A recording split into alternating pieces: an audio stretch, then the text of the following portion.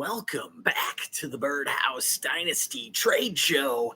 And tonight we're going to help you do better trades. We're going to help you analyze when and where you should be trading some players. And let's not waste any time. Let's get right to it. We're going to start off with a deal in my Turtle League. It's a 12-team start 10 super flex tight end premium league, half-point tight end premium. And we've got a deal involving Breece Hall, DK Metcalf, and David Montgomery. This one involves Hergot getting the Jets running back Breece Hall, giving away DK Metcalf and David Montgomery. And so to break this down on the surface, this seems like a pretty fair deal, honestly. You're tearing down from Breece Hall to David Montgomery, but adding some firepower to the wide receiver room in DK Metcalf. If you're Foss Boss for Hergot, he is consolidating here, gaining the up tier from David Montgomery to Breece Hall. Now, you have to take the team's context into consideration when you look at this trade. So let's break this down that way as well. So we're going to look at the Hergot's team to start with here. So looking at his squad, he's got Patty Mahomes and Jalen Hurts at quarterback. Now Breece Hall and Pollard at running back. And at wide receiver, he got rid of DK, but is sitting on Brian Thomas, Malik Neighbors, and Marvin Harrison, just stacked to the brim with the top three of the top wide receivers in the rookie class last year. Trey McBride at tight end, and Terry McLaurin and Khalil Shakir. Now, if you look at his depth here, he's got McCarthy on the bench, Kareem Hunt, Najee Harris, Jerome Ford, Pittman. So he is pretty well stacked. Slimmed it down by consolidating David Montgomery and DK, getting off the age of them as well, getting younger. So very good trade on Hergot's part. Now, if you go over to Foss Boss and look at his squad, there he is. So he's got Sam Darnold, Monty, Isaiah Pacheco, now DK, Ladd, Ridley, Bowers, Leggett, Romeo Dobbs. So sort of in a rebuilding mode, I would say. Darnold and Bryce Young at quarterback. EJ, wait, calm down. All right, calm down. And then my dog's being a little emotional. Understandable. She's a dog. All right. Hey, honey, calm down. Okay. So, scrolling down here, just trying to understand Foss Boss's angle on this deal, getting rid of. Okay, so he's sitting on the 104 and the 202. One second. I'll be right back.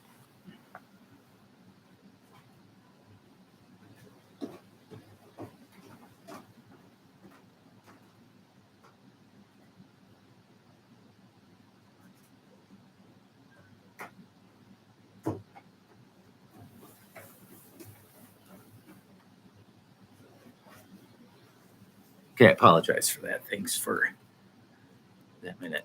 So with Foss Boss here, he has the 104, 202, and 303. So some decent picks there, especially with the 104. Now, with that pick, I would be looking to probably split it in his case, just based on the depth of his team. He's not really ready to compete. So it's kind of interesting the way he went the David Montgomery and DK Metcalf route. It did add a couple starters to his lineup. Now, the 104 could land him a solid running back as well.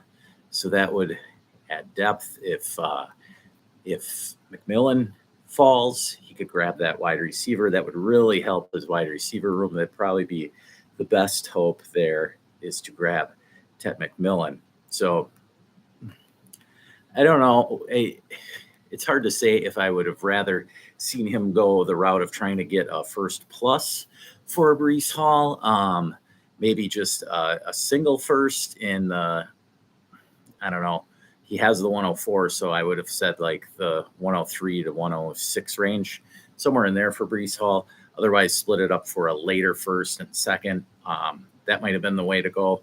But I can't blame the guy. He's trying to improve and get points.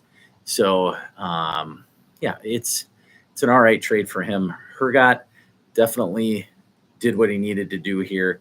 I don't hate the Fossboss side of it. I guess I don't know if I would have. The timing on it isn't exactly the greatest because I think Breece Hall's value may gain steam, but with the influx of rookies, you're going to see Ashton Genty probably jump him in the running back rankings. I don't think that Caleb Johnson or Omarion Hampton will jump him, but with their landing spots could. The thing with Breece Hall is that, okay, he's got 1 year left in New York, and after that, he's a free agent. So he could go somewhere that actually employs him better, similar to what happened to Saquon Barkley this year. So depending on where he ends up in the 2026 season, you could actually see Breece Hall's value increase. Now, every Breece owner was definitely disappointed in him this past season. But if you look, the yardage was there. It was the touchdowns that weren't, and that had to do with the Jets team as a whole. So it really wasn't, I don't want to blame it on Breece Hall himself. Now, Breece is not the generational talent that Saquon is, but he's still definitely in the top 10 running backs in the NFL. So I still love the possibility of a better season coming. So I still think Breece is an asset to go out and try and get, and you can get him cheaper, definitely cheaper than you would have gotten him at this point last season. So even last season, after Rodgers did nothing, there was still the optimism of the Jets offense improving and seeing Breece Hall get into, that double-digit range of touchdowns. All right, so that's what we're looking for Breece Hall going forward. This was a great deal to show you because you had three pretty polarizing players here. DK has run the gamut in value. He started off as a rookie with an injury in college. So he was very polarizing coming into the league as far as he was super talented, but not seen as a great route runner. So that first year, I think that having Russell Wilson as his quarterback highlighted his deep ball ability and made him into one of the more popular players in the league. I mean, Christ, I love him. My kid loves him. I mean, he's fun to watch. There's no doubt. And so, but for him to get back to that level of play where he was at in his second season, I don't know if the numbers are going to get there unless he gets traded or they bring in a quarterback that's simply more elite than Geno Smith. And I don't think that's not in the cards for Seattle right now. So the fact remains, though, with DK's abilities, like if he were to get traded to, say, like Kansas City or the Chargers, somewhere with an elite level or a better level quarterback, you could see his value still spike and get into at least the top 15 or top 10, even because of the possibility of double-digit touchdowns. So that's what's still polarizing with DK. He's definitely he's now a win now asset, being that he's going to be 27 going into the next year. And so that's where we're at with DK. I've got him on a bunch of my teams. All right. I've built around having him there and planning on having him for 3, 4, 5 years. So he's just one of the cogs in my wide receiver rooms. And so it's not, if I'm contending, it's not something I'm looking to get off of, because he's still good for, a 900 to 1,000 yard season and anywhere from 6 to 10 touchdowns. That's solid consistency as far as year to year. And so, yeah, you're going to have the ups and downs. Last year, he was awesome in the first half of the season, but then he got banged up And the second half of the season, JSN took over. And now the narrative is, JSN is all of a sudden the chosen one in Seattle. I don't necessarily see that. I mean, Kubiak's coming in. He's a great offensive mind. He's going to lead the Seahawks to probably a better offensive season. Nothing worse, though. The talent is all over the place there on Seattle's offense. So the possibility for him to get to double digits in touchdowns is still there for DK. So I still like DK as a buy for a contending team. Now, was Foss a contending team? I don't know, but this definitely gets him in the right direction. I think with the 104, we'll see what he's able to do with that. So I don't hate it from his side either. All right. Now we're going to take a look at some other deals, though, involving these three players and show you what is happening in the market right now with these guys. Okay. Because these are guys that definitely are out there, and they are very attainable, put it that way. They're not on whoever is their owner is not looking at these guys like, nah, never trade them. Even though I love DK, there's still the possibility I would trade him. Like if I could tier up, I would definitely entertain it. I don't know that I'd be looking to split it to go downward from DK, because again, he's still got another year or two of good, solid productivity. All right. So let's bring up the Dynasty Daddy here, and we will see the other deals for Breece Hall. Now, I've got a question from Chandler. I'm going to get to that in a minute, Chandler. Thank you for showing up here. Now, you see that trade from the Turtle League is it's right there, Breece Hall for DK and David Montgomery. Now, over here, we've got a deal, the 104 and 204. This is in a 12-team start 10, 1-point tight end premium. No tight ends involved here, but 104 and 204 for Devontae Adams, Breece Hall, and the 308. So you can really see here, Breece Hall is valued right about the 104. And then you got Devontae Adams in the 308 for the 204. That sounds pretty close to me. That's a pretty fair deal. How about this one? Trevor Lawrence in the 112 for Daniel Jones and Breece Hall. So in this one, you saw a quarterback and the 112 going for Breece Hall. So you still see the value is there. Over here, we've got a wild one. Okay, 12-team, full PPR, no tight end premium, 2 quarterback, Brian Thomas and Breece Hall for Bijan, Jamo, Tucker Kraft, 207 and 308. So here, you're looking at Brian Thomas and Bijan are about equal in value, so you can cross them off. Then you got Jamo, Kraft, 207 and 308. So this is a classic consolidation deal here, similar to what Hergot was trying to accomplish, except this one involved a few more players. But it was the same idea here. This guy, I love this side and consolidating. The other side maybe needed some more assets, so he was able to get Tucker Kraft, solid tight end, and Jamo there. So I like both sides of that deal as well. All right. Now, let me check Chandler's questions here since he's can't see what I'm looking at. Oh, can you not read the trade there? Is it too small? All right. Well, I'll try and read them out loud to you so you can follow along. Hopefully that helps. But right here, you got traded the 103 and Henry for Bijan. Ooh. Wow. Well, okay, so Bijan is very close to the 101 in value, right? I would say Bijan's slightly ahead of the 101 because that's Genty, basically, we're looking at. In a startup I just am in the middle of, we're actually in round 20 right now. I got the 101 at the 303. Now, I think that was a pretty good deal because I know that will probably move up a little bit. But for me, I think Genty is the third best running back there. He's probably even with Saquon, depending on what your thought is on Saquon going forward. I don't mind grabbing Genty, especially in a startup, so that I know I've got some youth right out the gate. If I draft Saquon you're kind of in win now mode right away. You don't have any time to wait on Saquon. You need the production next year. You're betting on him to, like, hopefully again get 425 touches and 2,000 yards. I don't know.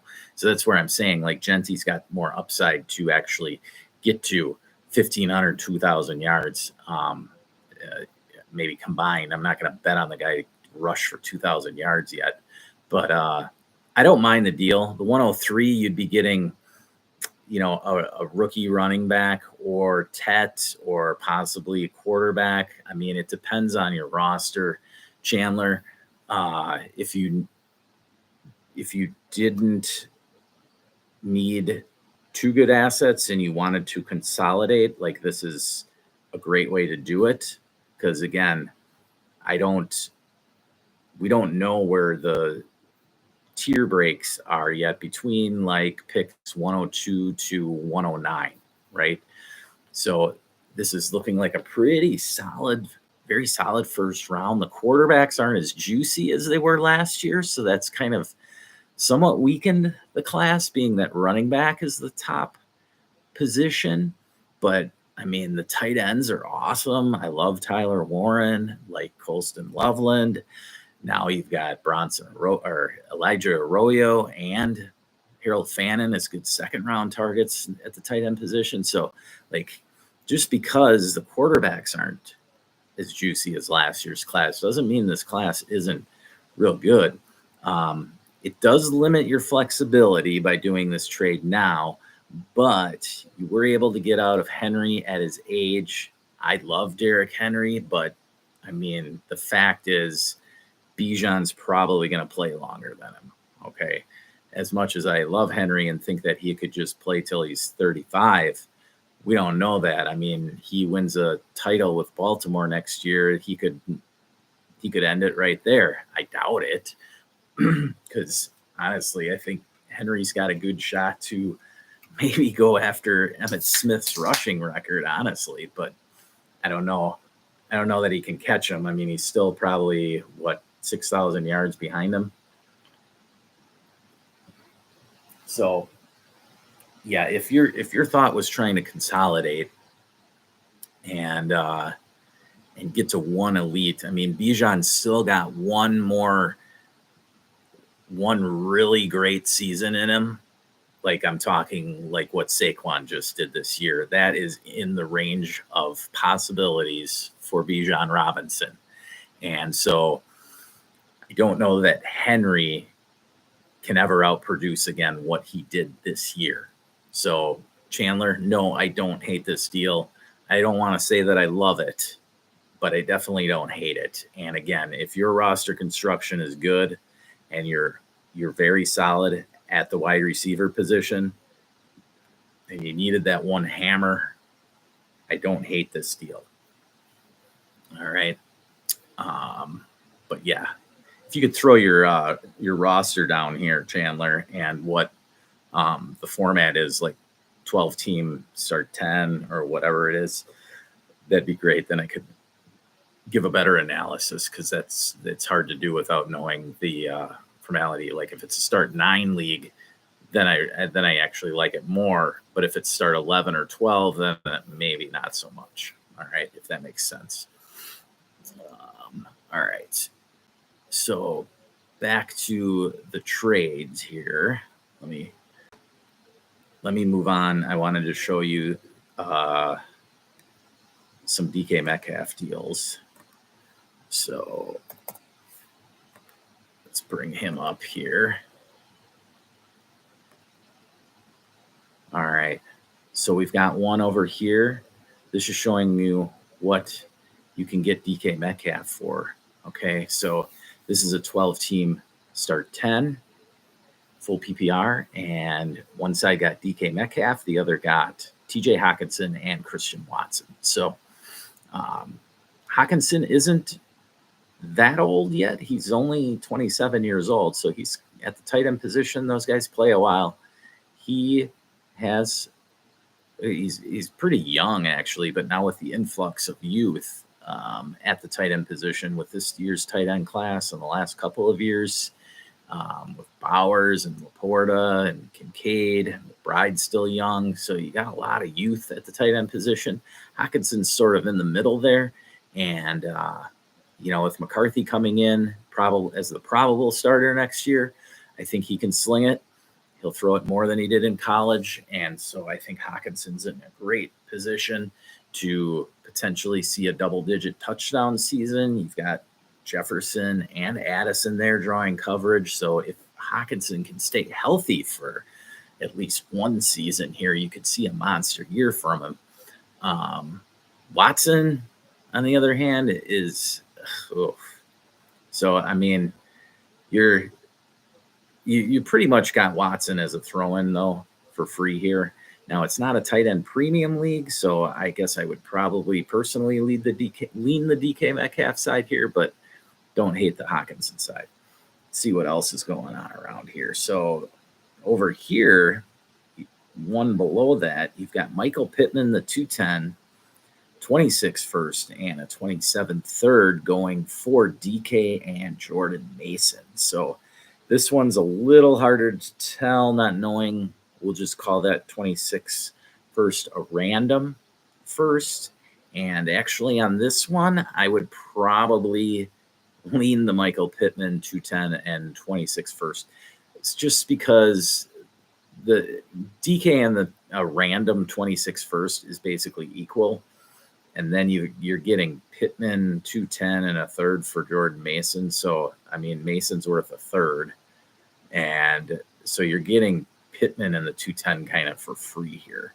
Now, if somebody was trying to consolidate, this isn't probably the best route to do it. If you take Pittman out of that deal, or if you look at it like maybe it's the 210 and Pittman for DK, then I can see it. But it seems like he gave up a lot of value there.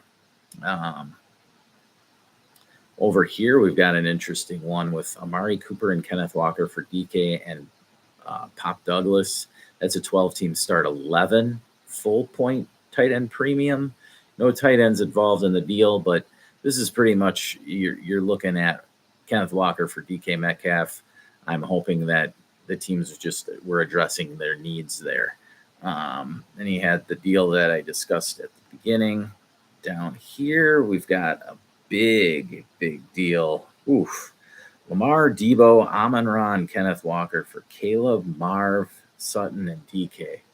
Oh my God, that one makes my brain hurt. This one is okay.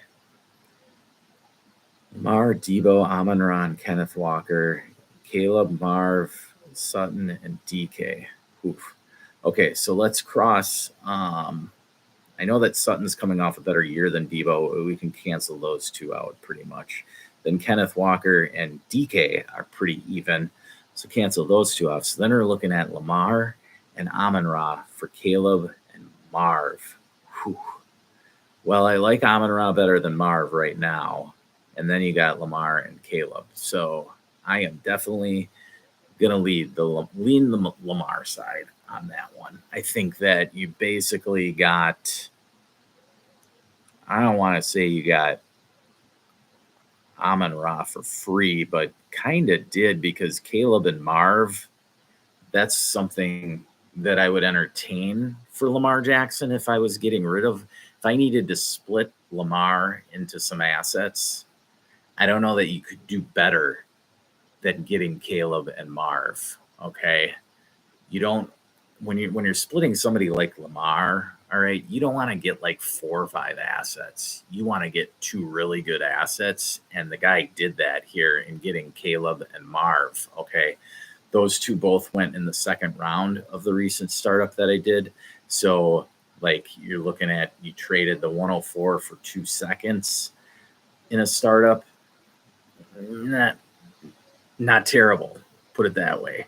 It's not best ball. If it was best ball, I'd really entertain that. But in this case, again, it just feels to me like the guy kind of got a free Amon-Ra, right?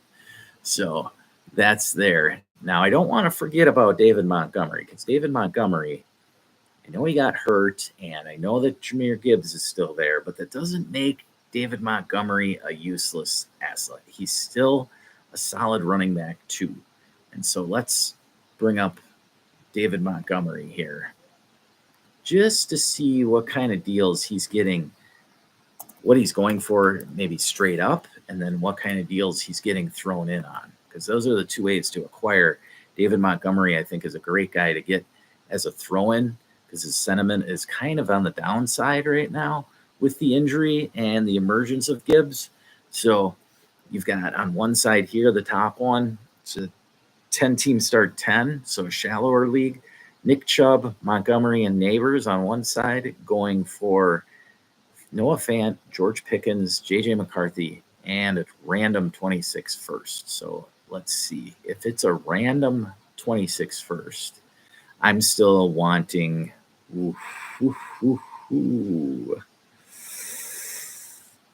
Honestly, I got to say I'd want the Neighbors side. There's no... Yeah, because, like, Neighbors... Oh, I mean, you are getting three good pieces, okay pieces. I don't hate it, but you're taking a chance on McCarthy and Pickens there. And we don't know for sure what McCarthy is. So, yeah, I'm going to lean the Neighbor side on that. Now let's get a 12-team league here. Okay. All right. This is an interesting one. 12-team start 10. Half-point tight end premium. You got the 104 Keon Coleman and 304 on one side. And then the other side has three running backs, all in kind of the same range. Chuba's probably ahead of both of them, but you got Chuba, Najee, and Montgomery, all like running back 2 types. I know Chuba had like a back-end running back 1 season, but realistically can't count on that next year. So let's say they're all like 3 running back 2s. You gave up the 104 and Keon Coleman. Oh, I'm going to lean the 104 side there. I think there's more you can do with that. Now, the guy on the one side could be sitting on a team that was rebuilding and loaded at wide receiver, and that's why now if you're going to trade for 3 running backs like this, you better be needing to play them all. Okay.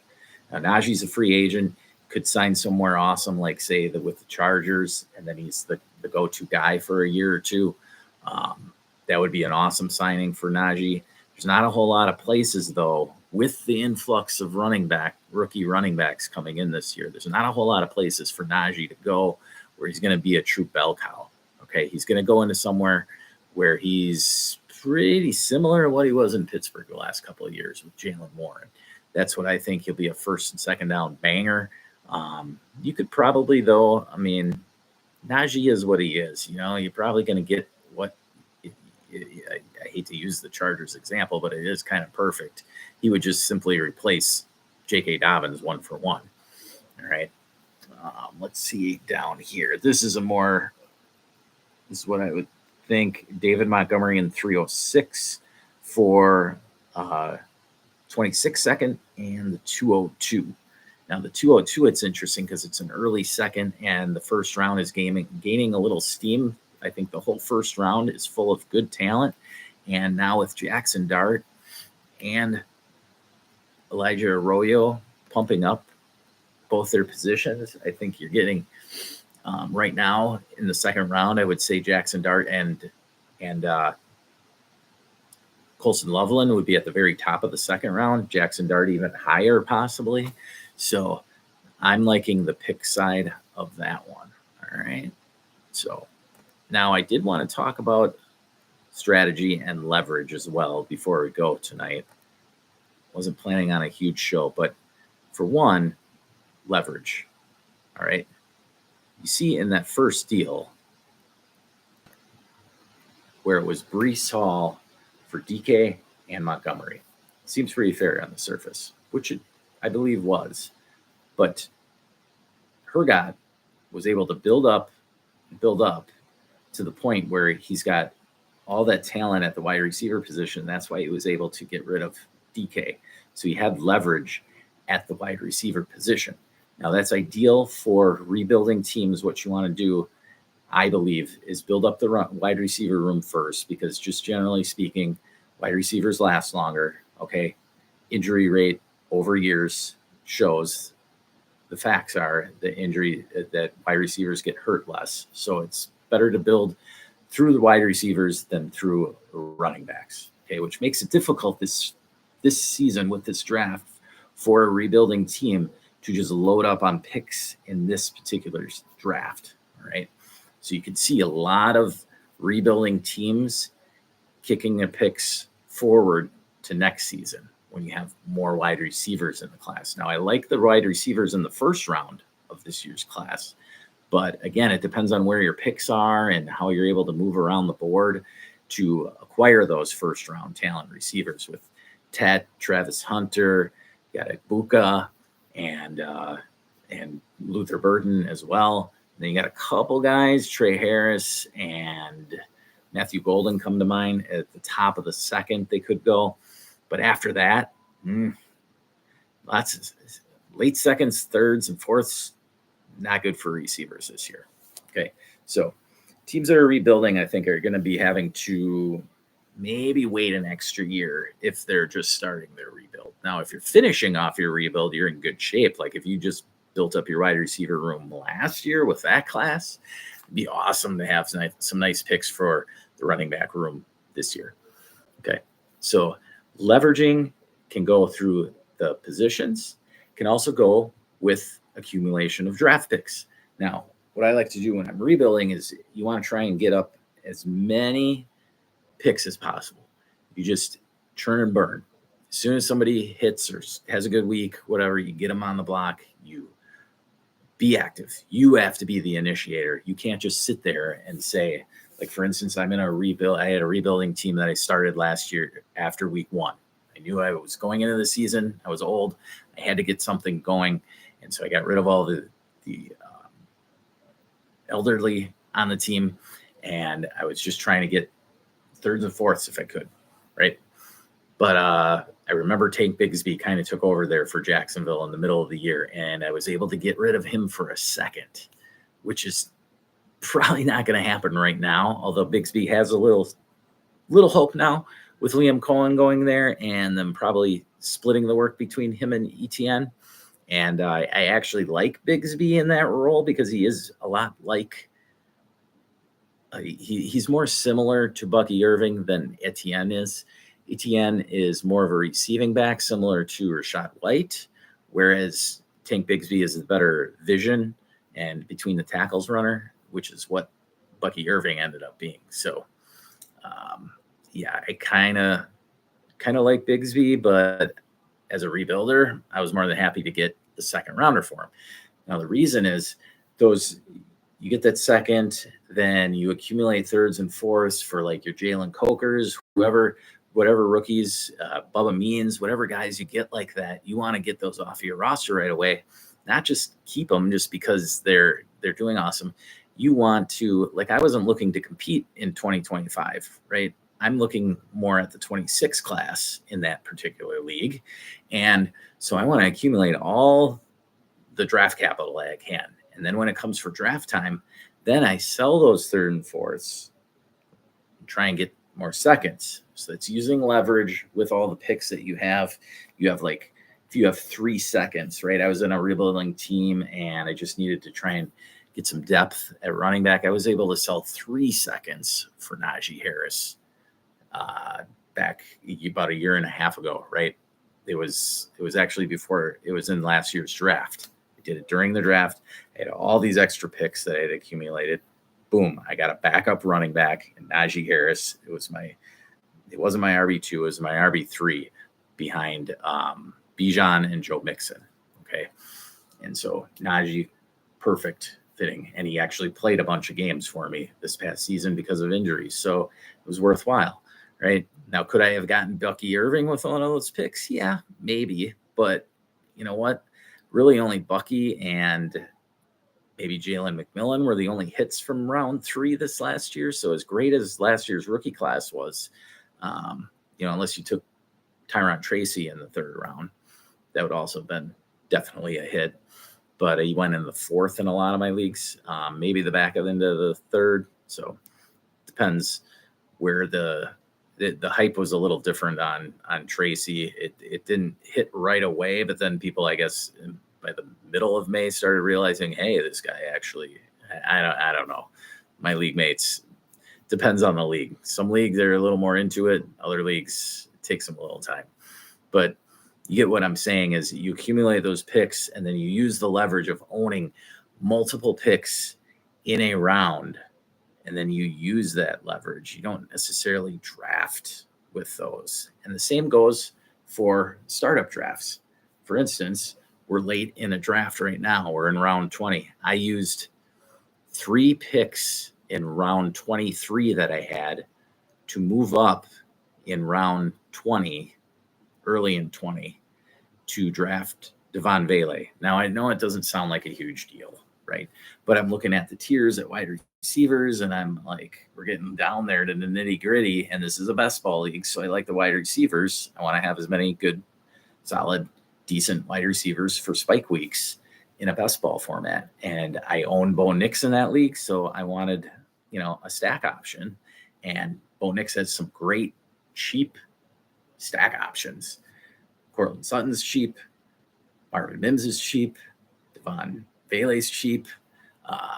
Troy Franklin is cheap, right? So it goes on. Even if they draft a rookie this year, you're still looking at Marvin Mims or Vele as the wide receiver 3 in that group. And so, and Bo Nix showed that he has the ability to throw at volume, right? I mean, this is the offensive system that basically took Drew Brees to the Hall of Fame, and Sean Payton handpicked Bo Nix to run his offense. So you got to think that, hey, this guy's thinking he's got this second coming of Drew Brees here, right? So I like the Denver offense and the direction that it's going. I think they'll add wherever they draft a running back in this year's draft, 1st, 2nd, 3rd round. I know a lot of people are throwing Genty to them, but he's not going to fall to pick 20. They're going to have to move up to get him. But they definitely could get a solid running back in the 2nd or 3rd round and make this offense even better going into the next season. So just one little example of using leverage there, either whether it's by position, loading up at certain positions in a dynasty best ball, especially. I love to load up at the wide receiver position. If you get 10 or 12 wide receivers, then you have tons of leverage to deal those wide receivers later, especially young wide receivers. I mean, they're almost as valuable, or they're almost as flexible as draft picks. Everybody can use a good young wide receiver. Why do you think Jalen McMillan's value has risen so much going into this offseason? He's all the way up to wide receiver 30 on Keep Trade Cut. Like, he's right in the mix with Mike Evans and Chris Godwin. He's valued at the same between those guys, right?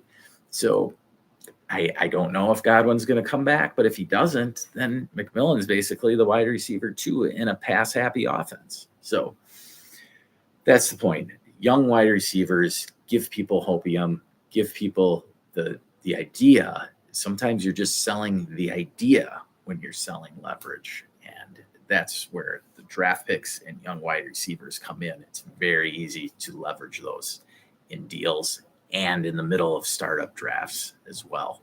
So that's one way to move up in a startup draft. You want to get picks on the backside. That deal where I moved up to the 20th round, gave up 3 23 round picks. I also got 25 and 26 on the backside. So I got a 20th, 25 and 26 on the backside.